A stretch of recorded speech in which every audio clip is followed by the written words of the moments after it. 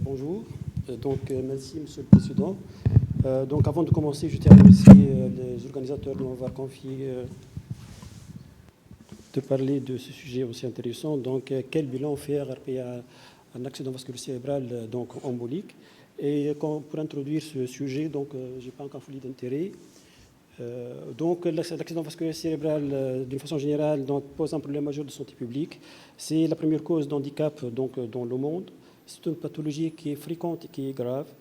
Un adulte sur 4 âgé de moins de 25 ans sera victime d'un accident vasculaire cérébral au cours de sa vie. Et quand on avance dans l'âge, à partir de 55 ans, ce sont 3 sujets qui seront victimes d'un AVC, donc dans leur vie. La fibrillation auriculaire est actuellement la principale cause d'accident vasculaire ischémique. Elle multiplie le risque par 4 par rapport au sujet sans fibrillation auriculaire. Cet accident vasculaire ischémique, il y a une classification qui permet de distinguer des sous-groupes selon la classification de Tost. Le premier groupe qui est qui constitue 25% de l'ensemble des AVC qui ont un rapport avec une atteinte athérosclérose du gros vaisseau. Il y a un groupe aussi qui représente 25%, 25% qui est qu'on dit c'est un AVC lacunaire qui a en rapport avec l'atteinte des petits vaisseaux.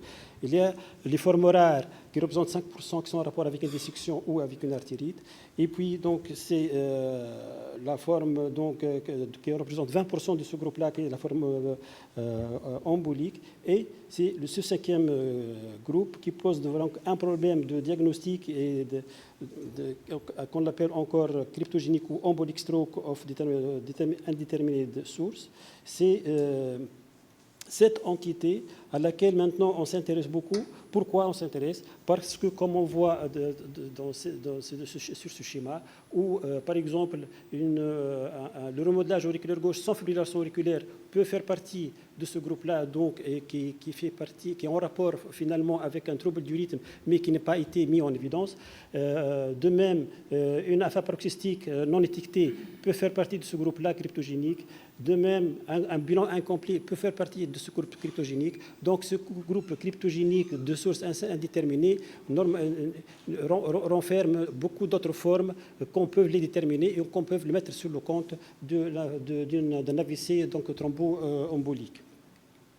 Et ce papier a essayé de classer ce cryptogenic stroke sous 3 formes. C'est un sujet dont le diagnostic étiologique n'est pas déterminé du fait d'un bilan diagnostique incomplet, soit un sujet dont le diagnostic étiologique est incomplet du fait qu'il y a une multitude de sources de ce syndrome-là, ou c'est un sujet dont l'étiologie n'est pas connue pour son AVC embolique, qui est dû à un bilan, malgré un bilan recommandé, on n'arrive pas à faire le diagnostic chez ce sujet. Les caractéristiques des accidents vasculaires cérébraux d'origine cardio-embolique, ils représentent en moyenne 15 à 20% de l'ensemble des AVC. La mortalité, elle est élevée. C'est un type d'infarctus qui est sévère par ses conséquences et son handicap très important. Elle est récidivante dans 10% des cas. Le diagnostic, il est difficile parce qu'il y a des causes cardiaques et extracardiaques parfois qui peuvent être associées. Et la fibrillation auriculaire, dans 50% des cas, est responsable de ces accidents emboliques et elle multiplie le risque d'AVC par 5. On ne peut pas faire des explorations avant de connaître l'étiologie de ces accidents emboliques. Et on distingue 2 formes, les accidents emboliques majeurs et mineurs. Pour les formes majeures, il s'agit d'un thrombus intracardiaque qui peut être auriculaire ou atrial, ou qui peut être ventriculaire dans le cas d'une cardiopathie dilatée ou une cardiopathie ischémique. Une valvulopathie, surtout le rhésus mitral. Les prothèses valvulaires peuvent être source majeure d'accidents cardio-emboliques. L'endocarditis infectieuse, les tumeurs intracardiaques, l'aérotrogénie même aussi peut être responsable de ces événements-là. Pour les sources mineures, c'est le symptôme interatrial et le foramen ovale qui vont être cités. Les anomalies valvulaires type le prolapsus mitral, la calcification de l'anneau mitral, l'excroissance de l'ombelle. Et on parle de précurseurs de thrombose, à savoir les contrastes spontanés et l'anévrisme du ventricule gauche. Est-ce qu'on peut distinguer des éléments cliniques cardiologiques qui sont en rapport avec cet accident thromboembolique? Oui. Donc, elle est donc caractérisée par son début brutal, des symptômes qui sont brusques. C'est un accident vasculaire cérébral qui est sévère, surtout chez les sujets âgés. Et cet infarcissement, il est différent, donc, il est caractérisé par sa multiplicité dans l'espace, sa multiplicité dans le temps. Le signe d'embolisme systémique peuvent accompagner le tableau, ils peuvent toucher le rein, la rate. La distribution territoriale aussi, donc des infarctus inclut le cortex ou de larges infarctus sous-corticaux. La localisation rapide de l'artère cérébrale touchée, mais tous ces signes cliniques ne sont pas finalement spécifiques pour déterminer ce tableau. Et que deuxième recommandation, donc avant d'entamer tout bilan, donc faire une imagerie cérébrale, idéalement une IRM cérébrale, surtout pour éliminer une cause hémorragique chez ce patient, et donc au besoin faire un scanner cérébral ou l'IRM cérébral. Donc tous les deux examens peuvent nous répondre sur la nature hémorragique ou non de cet accident vasculaire cérébral. Les caractéristiques donc, radiologiques, maintenant on va parler de radiologiquement comment ça se présente. Donc, pour les origines cardio-emboliques probables, donc au niveau de ce sont les coupes A et B. Donc on a un infarctus cortical territorial ou en B, c'est un infarctus donc, capsulaire qui est en rapport avec l'atteinte de l'artère cérébrale moyenne. Bien sûr, si on connaît bien la vascularisation cérébrale, donc l'artère cérébrale moyenne droite et gauche, et l'artère cérébrale antérieure et postérieure, donc en fonction de ce territoire vasculaire, on va trouver les lésions qui correspondent au niveau donc, parenchymateux. Et l'origine cardio-embolique peu probable, et surtout dans la forme D, où le bas débit cérébral peut entraîner des lésions, mais ces lésions qui ne répondent pas à une répartition donc, territoriale bien déterminée qui correspond à un trajet vasculaire bien déterminé. Pourquoi on essaie donc de réaliser une IRM plutôt qu'un scanner cérébral? Donc l'IRM est supérieure par sa détection des lésions ischémiques dans les premières heures des symptômes cliniques, de différencier les lésions chroniques et aiguës et surtout identifier les petites lésions donc, cliniques qui sont silencieuses et qu'on n'arrive pas à mettre en évidence donc, par le scanner cérébral. Et là, sur cette image A, donc, on voit des lésions corticales au niveau du territoire de l'artère cérébrale moyenne, droite et gauche. On sait c'est une grosse lésion cortico-corticale donc en rapport avec une lésion de l'artère cérébrale postérieure. Donc, est-ce qu'il y a donc un bénéfice ou donc pour le dosage des BMP dans ce contexte clinique? Oui, on trouve plusieurs papiers donc, qui parlent de l'intérêt de doser les BMP et les auteurs disent que le taux de ces BMP il augmente à la phase aiguë de cet infarctus, mais on ne sait pas encore le mécanisme exact, comment ces BMP donc, évoluent. Et dans ce travail, dans cette méta-analyse donc, réalisée en 2013, qui a regroupé ces études, essaie de doser les BMP au BMP pour cette population. Donc, 1024 patients, soit 36%, avaient un diagnostic final d'AVC cérébral cardio-embolique. La sensibilité et la spécificité de BMP pour l'AVC cardio-embolique étaient respectivement de 80% et 83%. Donc, le BMP présente une précision raisonnable dans le diagnostic de l'accident vasculaire cérébral cardio-embolique et peut être un marqueur utile pour la détection précoce chez les patients qui pourraient bénéficier d'un traitement anticoagulant préventif. Une autre méta-analyse qui a groupé 23 articles, 2800 patients qui ont dosé les BMP pro-BMP. Donc, pour les différentes formes et sous-groupes d'AVC, d'accident vasculaire cérébral, pour l'accident cardio-embolique, on voit que le taux de BMP trop BMP est beaucoup plus élevé par rapport aux autres formes. Et ce dosage a été réalisé pendant les 72 heures après l'événement.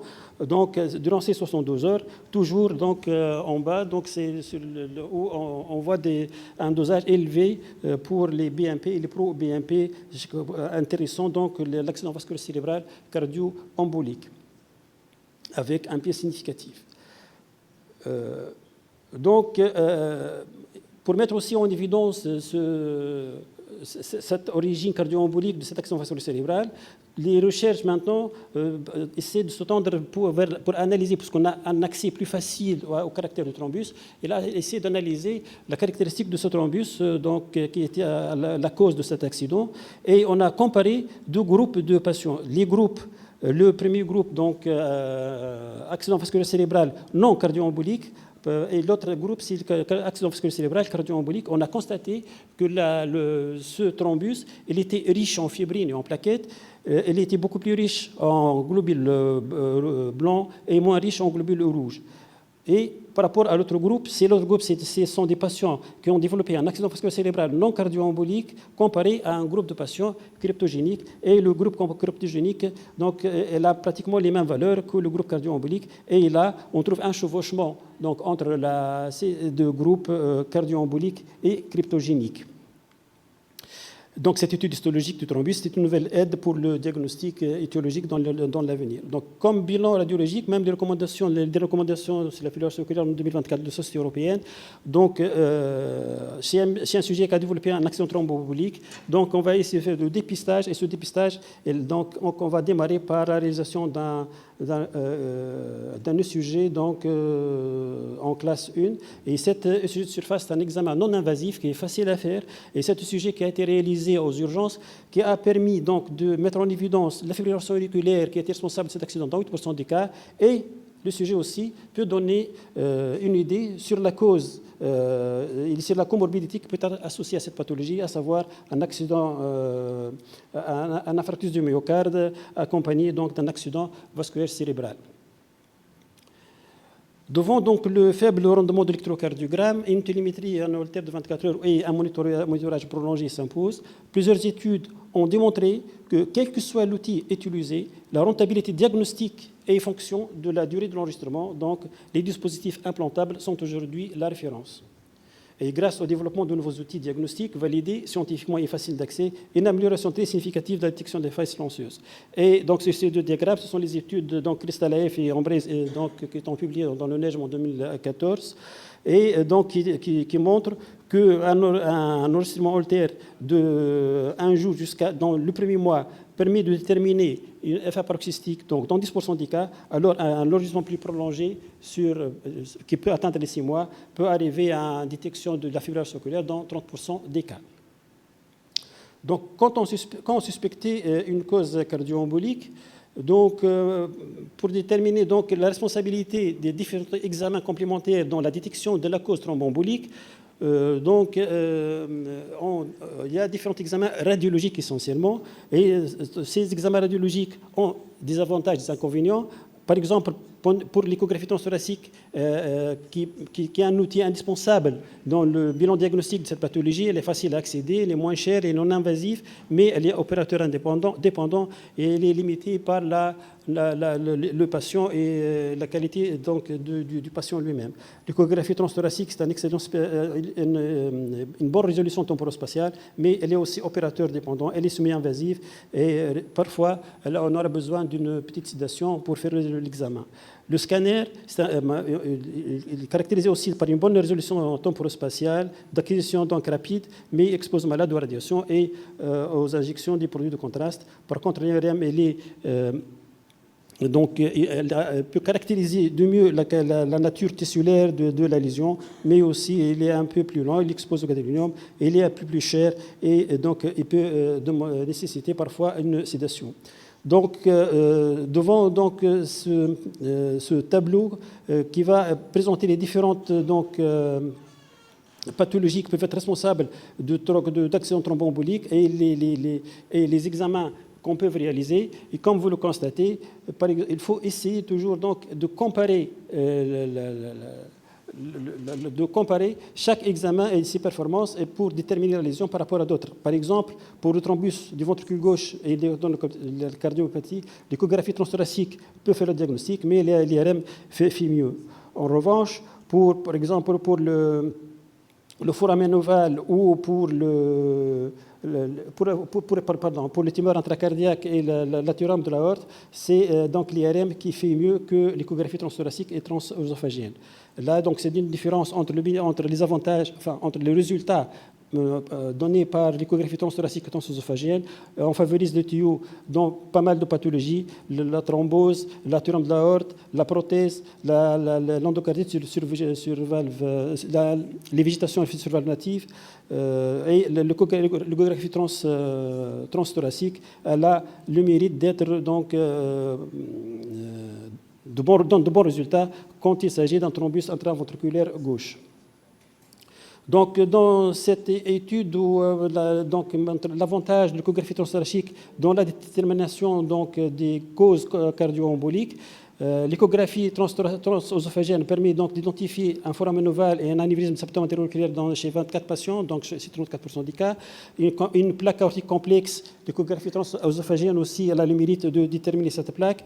Le foramen ovale aussi, donc l'échographie transthoracique, transœsophagène, donc a l'avantage pour ces différentes lésions. Donc l'échographie transœsophagène a été réalisée chez 780 patients, soit 24% de la population totale, et l'UTIO a détecté une source cardio-embolique dans 9% des cas.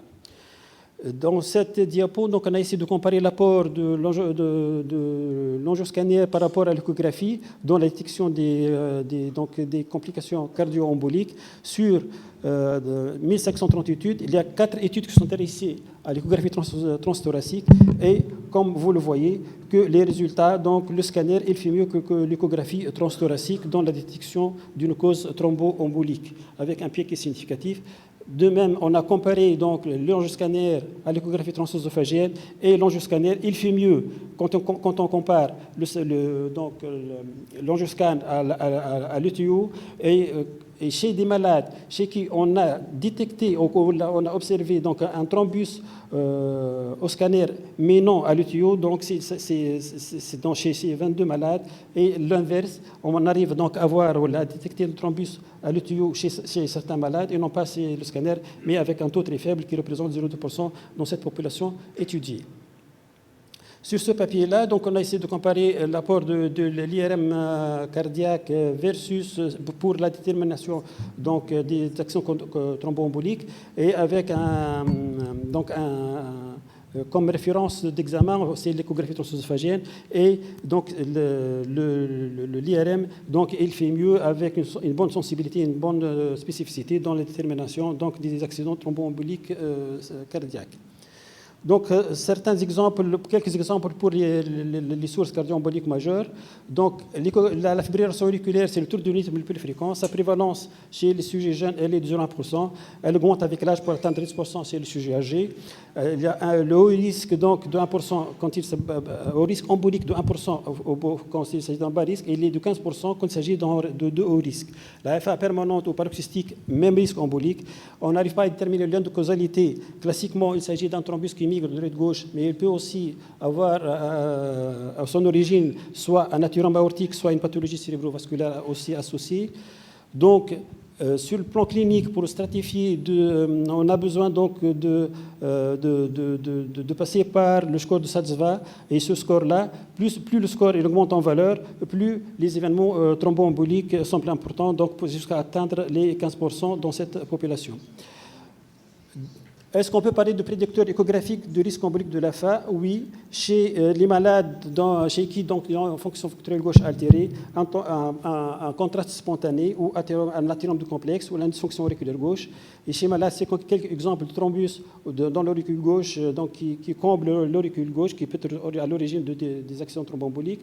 De même, un contraste spontané, quand il sera dense, avec un stoge auriculaire, donc c'est un trap pré-thrombotique qui nécessite, donc, selon la classification de Fatkin, donc c'est l'équivalent d'un état thrombotique qui peut emboliser aussi.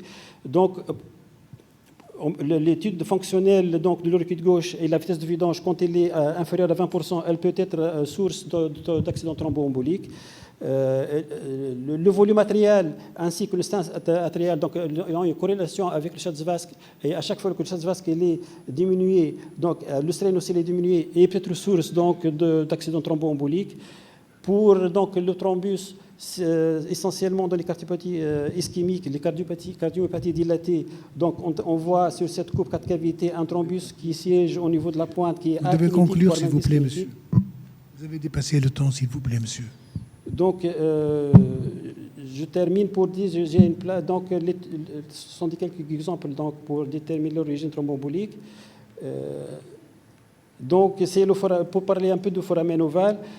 Le foramen ovale, donc, peut être cause d'action thrombolique, et surtout quand il s'associe à un anévrisme interauriculaire gauche. Et comme vous le voyez, le risque donc, de récidive des accidents vasculaires cérébrales associés à un anévrisme il peut atteindre de 15% chez cette population de sujets âgés entre 18 et 55 ans sur un suivi de quelques mois. Donc, la fermeture du FOP dépend des critères morphologiques. Un FOP associé à un anévrisme de symptôme interatrial, un shunt droite-gauche, un FOP large et un long FOP qui est supérieur à 10 mm. Donc, ce sont des sources donc, mineures responsables des accidents thromboemboliques. Et donc, avant de terminer sur cette plaque qui a été publiée par des neurologues en 2024, où il propose cet algorithme pour prendre en charge un accident vasculo-cérébral. Donc, à l'arrivée du malade, on peut commencer notre examen par un IRM ou un scanner cérébral, et puis explorer les axes vasculaires et par une IRM aussi avec le tissu cérébral. Un bilan rythmique avec un ECG de surface et un Holter de 24 voire 72 heures, et un bilan échocardiographique idéalement associé à une échographie de contraste, et un bilan sanguin qui comprend aussi les dosages des BNP pour BNP. Si donc on n'avance pas et on est dans le groupe cryptogénique, donc sans étiologie, donc on insiste sur refaire un examen cérébral et cervical par une IRM, une OGRM, refaire l'échographie de contraste si ce n'est pas faite, refaire même il propose de faire un body scan chez ces sujets-là. Donc là aussi il propose un bilan rythmique de quelques jours jusqu'à un mois et un bilan complet. Et dans ce bilan biologique complet, donc, des éléments donc, en rapport avec une pathologie cancéreuse associée. Et en cas où on n'arrive pas à trouver l'étiologie de cette action thromboembolique, donc il propose surtout d'étendre dans le temps le bilan, donc le scanner, le monitorage, donc un monitoring électrique, donc pour essayer donc de déterminer cette arythmie paroxystique. L'accident vasculaire cérébral cardio-embolique est fréquent, il est grave. Le diagnostic peut être difficile.